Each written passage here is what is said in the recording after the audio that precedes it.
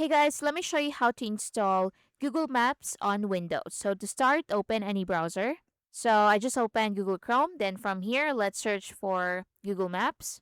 So from the options or the results that appear, click the first one. So from here, at the right side, click the three dots.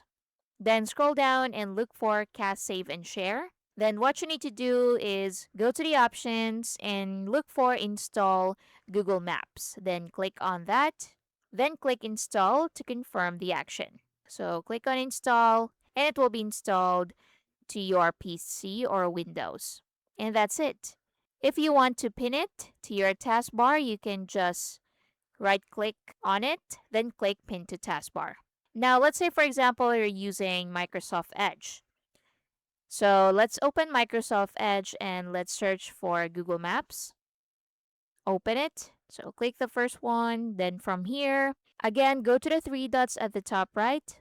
Then look for More Tools. Then from the options, look for Apps. Then from here, click Install Google Maps. So again, go to More Tools, then go to Apps, then just click Install Google Maps. Once you click that, click Install to confirm the action, and you can now use it as an app on Windows. And that's it. If you found this helpful, please like and subscribe. See you in the next one.